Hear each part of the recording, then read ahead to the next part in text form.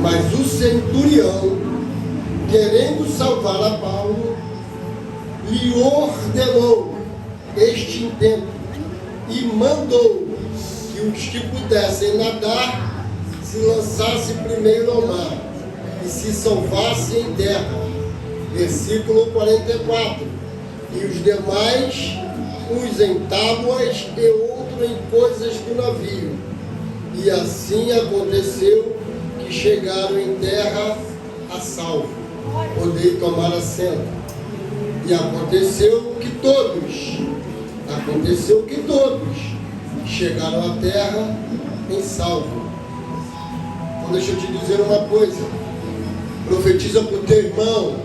O barco pode até afundar. Mas ninguém vai morrer afogado. Porque, irmão, na vida da gente existem momentos, pastor Adelino, que Deus vai permitir algumas tempestades. E nessas tempestades, irmão, você vai ter duas escolhas. Ou você nada, ou você vai morrer afogado.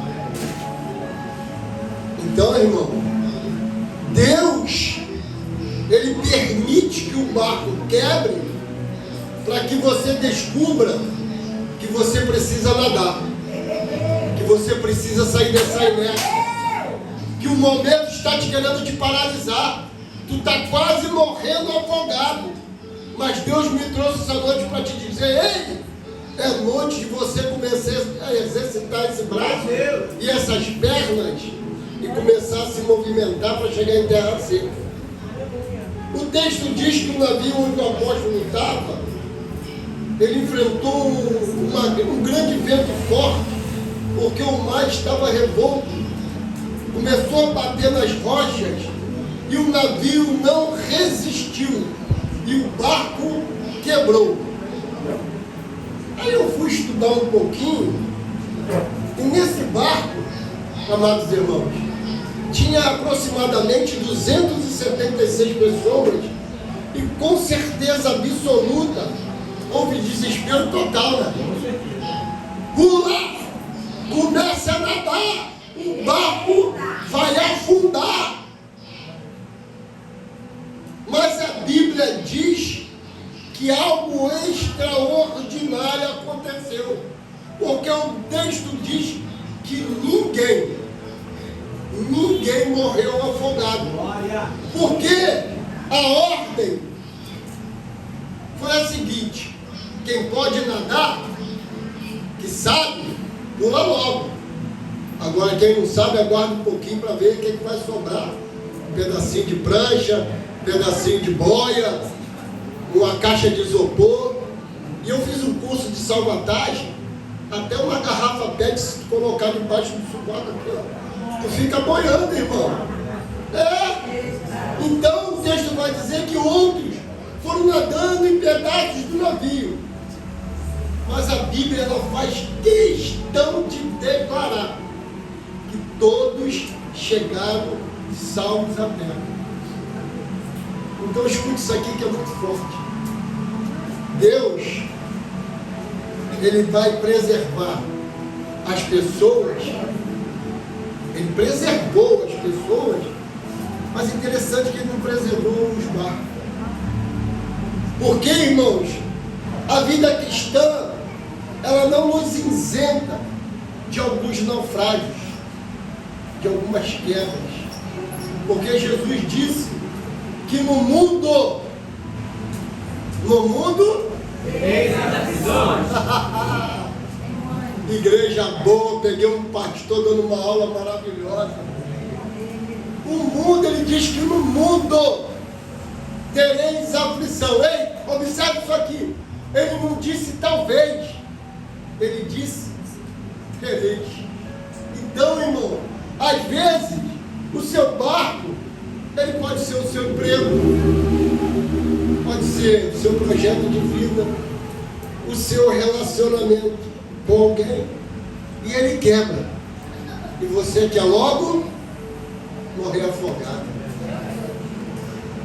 Mas Deus, Ele tem te mantido vivo. Porque existem forças dentro de você que só vão aparecer quando tudo parece que está indo a pique. Quem aqui já não tomou uma corrida de um cachorro e buscou força onde nem esperava? Quem já não pulou o muro do vizinho para catar uma manga e o cachorro deu em cima e pulou o muro sem colocar a mão? Porque você buscou força da onde você menos imagina, irmão. Você tira força de que nem mesmo você sabe. Por isso, irmão, que Deus tem te protegido para proteger o propósito dele na tua vida. Não é mera coincidência, não. Não é sorte, não. Sempre foi e sempre será Deus. Glória a Deus. Porque Deus não está comprometido com o teu barco, com o teu emprego, com a tua faculdade. Deus está comprometido contigo. Por isso que enquanto o seu barco ele está inteirinho, bonitinho, né? Você confia mais no teu barco do que em Deus. Aí Deus permite vir a tempestade para que o seu barco quebre, para que você aprenda a confiar mais em Deus do que no seu próprio barco. Por isso, irmãos, que Deus já permitiu que alguns barcos quebrassem na nossa vida, para que nós aprendêssemos a confiar mais em Deus e menos nos nossos barcos. General, aleluia. Porque quando o mar está calmo, tranquilo, pastor Lu, todo barco parece forte. Certa ocasião, daí minha esposa que não me deixa mentir, eu tenho um irmão que tem uma lancha, e ele falou, vamos dar um passeio, vamos conhecer a ilha do japonês. Estava um dia igual de hoje, lindo, céu azul. Entramos na lancha e fomos embora. Quando nós começamos a se aproximar da lancha, o meu irmão falou assim, coloca o colete. E a gente colocou e o meu olho já regalou. Ele falou, a gente vai pegar um vento sudoeste. Quando nós viramos, o vento bateu, a lancha subiu, bateu no vazio. Tá! Aqui em mim parecia que tinha quebrado tudo. Aí eu entendo, quando Deus diz que Ele é o nosso refúgio e fortaleza, socorro bem presente na hora da angústia. O meu neto, na época, tinha 9 anos.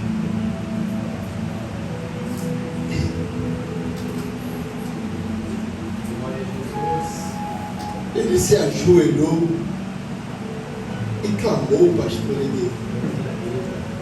Ele disse, Deus, eu não acredito, Senhor, que o Senhor vai permitir que esse mar nos engula. O meu avô e a minha avó te servem. Acalma esse mar, nos leve à terra seca. E quando nós contornamos, o vento cessou. Glória! Porque, irmãos, o clamor do justo surte muito seus efeitos. Porque Deus não olha com a aparência física. Deus olha, sonda e vê a sinceridade do coração. O meu neto clamou sem ninguém mandar, sem ninguém falar nada. Então, irmãos, você tem que entender que qualquer barco parece forte, mas a tempestade ela produz internamente dentro de nós algo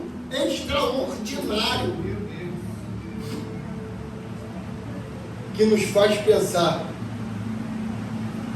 que existe um Deus no céu que a letra do papel não pode descrever. Não dá para imaginar, não dá para comparar o seu grande poder. Então, irmãos, porque quando a tempestade começa a quebrar o seu barco, o texto diz, de Romanos, né, que a tribulação, ela produz paciência.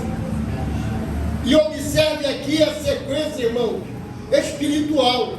Ele diz que a tribulação produz paciência. E a paciência produz experiência. E a experiência produz esperança. E só espera quem confia em Deus. Glória a Deus. Para que você entenda que nem toda tempestade é ataque do inimigo. Tem algumas tempestades que fazem parte do processo do caminho para Deus. E nesse contexto histórico de Atos dos Apóstolos, ele nos mostra exatamente isso. Que o naufrágio de Paulo, ele parecia um desastre.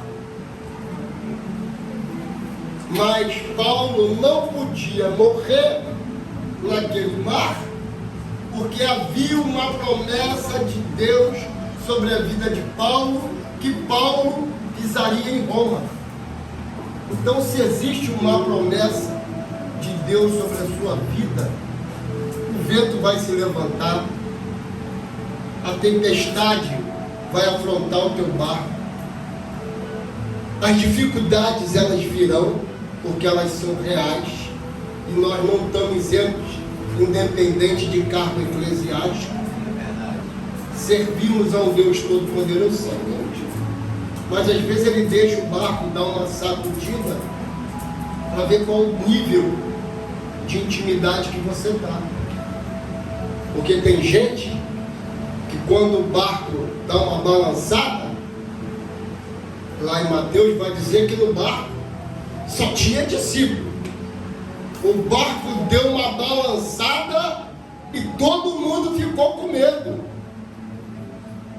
Ei, irmãos, às vezes nós temos que ser ousados como Paulo e dizer: se és tu mesmo, Senhor, manda-me ir sobre as águas. Mas todo mundo conhece esse texto. Vai dizer que Paulo desceu, andou por sobre as águas, mas num determinado momento ele tira os olhos de Jesus. E todas as vezes que tiramos os olhos de Jesus, focamos a adversidade, focamos o vento, focamos o barco, focamos o emprego, focamos qualquer coisa que não seja Jesus, começa a afundar, começa a dar ruim, porque nós não temos direção, ficamos sem rumo. Quem tem o controle do nosso barco é Jesus Cristo. Porque quando Pedro foi pescar, o horário já não era mais o apropriado, o lugar já não era mais apropriado, mas ele disse: sobre a tua palavra. Ele esqueceu que ele era pescador profissional, que ele vivia daquilo. Ele disse: sobre a tua palavra eu vou lançar a rede. Ou seja, as coisas só acontecem quando eu passo a ter intimidade suficiente, que mesmo os meus olhos vendo tudo ao contrário, eu confio que Deus vai reverter o quadro, porque Ele é Deus. Porque Ele não tarda, não falha, não perde batalha, derrota de campo, derruba a muralha, passa de fogo, caminha no mar, se tem um crente na cobra, Ele faz o livro. Porque Ele é Deus. Aleluia. E nenhum dos planos de Deus sobre a mim e sobre a tua vida vão ser frustrados. Glória a Deus. Agora, só que o diabo, o Didi, o Didi, não é do Zacarias não, o Didi, ele não vai descansar não. Verdade, Deus. Ou tu acha que ele vai descansar? Ele ficou 40 dias sentadinho esperando Jesus. E tu acha que ele não vai te esperar não? Teu barco dá uma balançada para tu querer pular logo no mar? Então, irmãos, na nossa vida não é diferente. A promessa era para Paulo pisar em Roma. E eu não sei qual é a promessa que Deus te fez, mas ela vai se cumprir. Meu Deus. Só que nós somos a geração miojo. Queremos tudo rapidinho. 3 minutinhos queremos pronto. Ei! Eita, Jesus. As promessas de Deus têm um tempo determinado para se cumprir. Porque senão ele não tinha deixado escrito que tem aproximadamente 32 mil promessas a ser cumpridas na minha e na tua vida. Mas não é no teu tempo, gatinho. É no tempo de Deus, bigodão. Porque o teu tempo é tempo de pressa. O tempo de Deus é tempo de perfeição. Porque quando ele faz melhor do que nós pensamos ou imaginamos. Esse é o nosso Deus. Quando houver uma promessa de Deus sobre a minha vida, sobre a tua vida, sobre a minha família, sobre a tua família, tempestade nenhuma, naufrágio nenhum vão impedir o agir de Deus. Porque o texto, a Bíblia, está começando com o pastor Luiz, ela é tremenda. Abre porta. Onde já tem, ele diz que ele abre porta onde não tem parede. Vai deixar a cabeça do cara, abre uma porta. Aquele lugar que você pensou que você nunca vai entrar, vai ser essa porta que Deus vai abrir. Esse carro que você está querendo, não é o que Deus quer te dar. Ele quer te dar um muito melhor, porque isso aconteceu na minha vida. Está ali meu negão, você não me esposa colocou meu negão, não para falar negão não. Meu afrodescendente está ali fora. Eu fui para comprar o EcoSport 2013. Aí cheguei lá, minha esposa viu, o único dono, lindão. Pô, liguei o ar, falei, glória a Deus, aleluia. Aí a menina passou a ficha aprovou. Eu falei, só tem um probleminha. Não é um probleminha simples.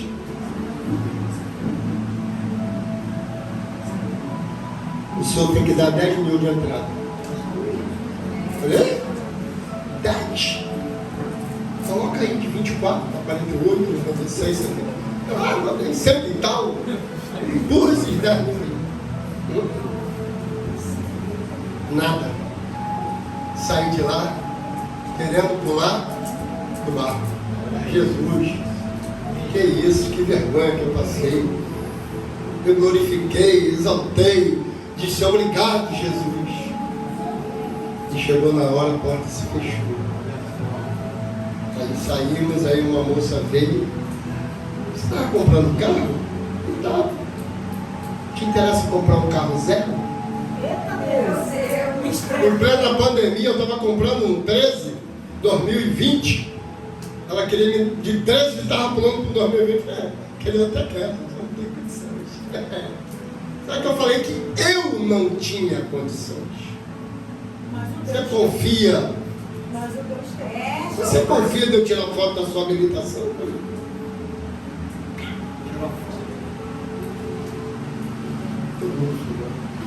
Aí fui para o mercado, fui para casa. 5 horas da tarde o telefone toca. 011. Você atende? Não pode mentir não, irmão. 011, você atende? Não.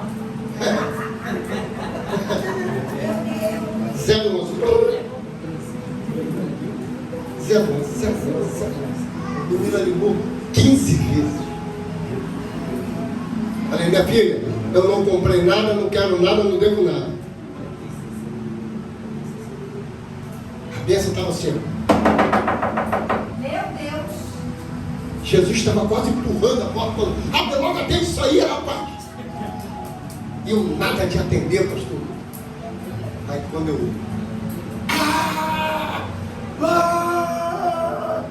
Coitada da menina, não vou falar. Só antes da coisa dele. Falei, senhor, pode falar, você tem 3 minutos para falar. Eu só queria avisar para o senhor que a nossa gerente financeira, doutora Lúcia, pediu para o senhor vir na quinta-feira retirar o seu Granciano, o Banco Itaú liberou uma carta de crédito para o senhor de 60 mil reais e o seu carro já está chegando de São Paulo. Dá glória a Deus aí, meu. Glória a Deus. E hoje, irmãos, eu tenho um carro zero, porque Deus me deu. Homem nenhum tem o nomezinho dele lá escrito, dizendo que me deu. Deus abriu a porta aonde não tinha parede. Ela descobriu que eu era correntista há mais de 30 anos, nem eu mesmo sabia, pastor Lula. Então, irmãos, Deus, quando Ele vai nos abençoar, Ele vai nos dar além do que nós pedimos ou imaginamos. E não tem inferno, não tem potestade, não tem quem possa impedir o agir de Deus sobre a mim, sobre a tua vida. Porque Deus, Ele usa a tempestade para nos levar em lugares maiores e melhores. Porque é Ele que tem a direção do barco. Deus permitiu o naufrágio do barco de Paulo, porque o destino do milagre era em outra ilha. E possa ser que o teu barco hoje está quebrado, mas Deus está te direcionando para outro lugar, dizendo para você assim, ei, fica tranquilo, o barco até quebrou, tu está boiando, tu está igual, só bananando, aquela maresia enjoada que dá vontade de... Mas Deus está dizendo assim, fica tranquilo, que quem está no controle da tua vida sou eu. E nada, exatamente nada, foge do controle das mãos de Deus. O apóstolo Paulo não teria chegado na ilha de Malta, onde Deus iria usá-lo de maneira sobrenatural. O apóstolo Paulo, ele chegou em Malta e a Bíblia diz que houve um grande avivamento. E que eu aprendo com isso, irmãos, que nenhuma tempestade é eterna, que nenhum choro dura a noite toda, que nenhuma dor ela é permanente. Por isso que a Bíblia vai nos dizer que o choro pode. Mas preste atenção, cara, para às vezes para ler, pastor, um detalhe. As pessoas, nós temos, por isso que eu digo que nós somos uma geração, ensine hoje, a gente... Não, lê pausadamente. Ela diz assim, ó, o choro pode. Pode. Mas quando chega na alegria, ele diz, mas a alegria vem. Então, hoje eu não sei qual o teu estado, de choro ou de alegria. Mas se for de choro, deixa eu te dar uma boa notícia. É só mais uma noite. É só a noite. Senão ele não teria deixado escrito. E às vezes nós temos dificuldade de entender o agir de Deus. Ele dá uma complicada, mas ele mesmo descomplica. Ele dá uma virada no barco para a gente entender que nós não dependemos de coisas. Escute isso aqui. Nós não dependemos de coisas. Nós dependemos de Deus, que pode fazer todas as coisas. A alegria, ela vem. Então, irmãos, porque quando o choro é grande, é doloroso, você se apega. E o que nos chama para perto de Deus não é a nossa alegria, são as nossas adversidades. Porque quando o pau começa a quebrar, Um navio parece que vai a pique. Todo mundo tacando a porta na tua cara. Aí você lembra que você tem que orar mais, você tem que jejuar mais, que você tem que vir mais para a escola dominical, para aprender mais da palavra, porque a Bíblia diz meditar nessa palavra de dia e de noite, para procurar fazer tudo quanto nela está escrito. Porque isso aqui, irmão, é o nosso manual diário de ensinamento. Só que tem pessoas que pegam isso aqui igual desodorante. Vou para a igreja. Cheguei da igreja. Vou para a igreja. Não tira um momento para ler, para ter intimidade, para conhecer. Pastor Lucas estava falando aqui hoje, no estudo.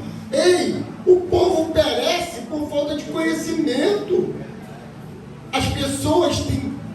Cara, confronta um monte, eu vejo um monte de gente sendo confrontado e não tem palavra de resposta, porque não conhece o livro da lei, não medita, não conhece, só fica igual um papagaio de pirata, repetindo aquilo que ouve.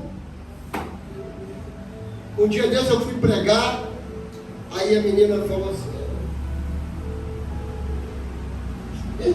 o Senhor é meu pastor e nada me faltará. E eu ia pregar exatamente sobre isso. Aí eu pedi para abrir a Bíblia. Abre aí, por favor, Salmo 23, verso tal.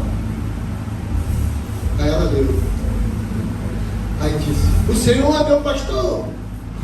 E um monte de diz, um monte de gente diz, e nada me faltará. Presta atenção, crente. Esse aí tu que colocou. Tem não. Porque no original, no hebraico, não existe a palavra nada. Então é o Senhor é meu pastor. Ele não me faltará. Porque pode te faltar barco, pode te faltar emprego, pode te faltar ministério, pode te faltar qualquer coisa. Mas o Deus que nós servimos nunca vai nos faltar. Para que você entenda, vou repetir, que nós não dependemos de coisas, nós dependemos de Deus que pode fazer todas as coisas. Então escuta isso aqui, irmão. Essa tempestade que está tentando te parar, ela pode ser o caminho do propósito de Deus para a sua vida. Mas deixa eu te dizer uma coisa: o barco pode até quebrar, mas você nunca vai afundar. Você, a partir de hoje, aprendeu a nadar. Então deixa eu terminar aqui. Estou dentro do horário.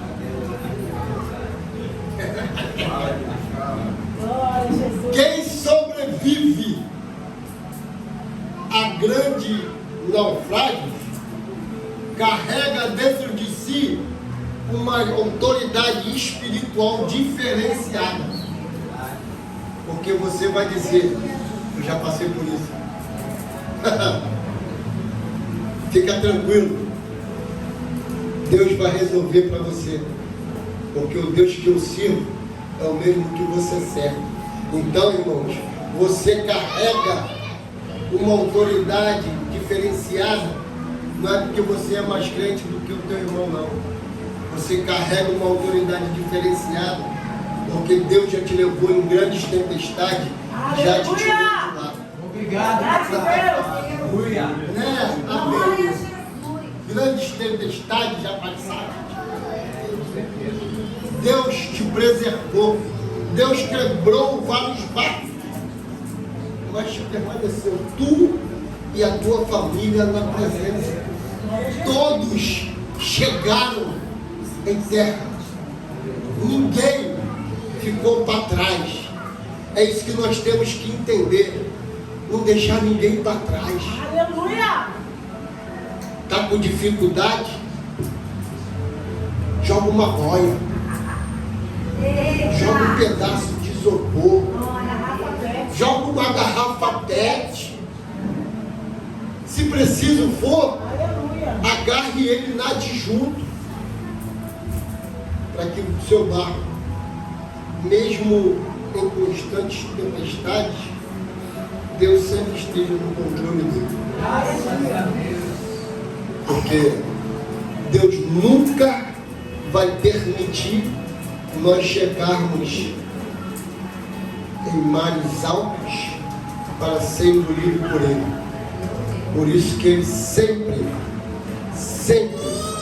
foi e sempre será o Deus da nossa Graças a Deus. Obrigado, Deus. Então, missionária Rosinha, vem de novo louvar. Existe o Deus do céu. Para nós encerrarmos. Vem. Porque essa voz de taquara rachada aqui não dá não. A minha esposa fala assim, filho, prega, não canta não. Senão tu estraga tudo que tu falou. Simbora. É mesmo, Dó.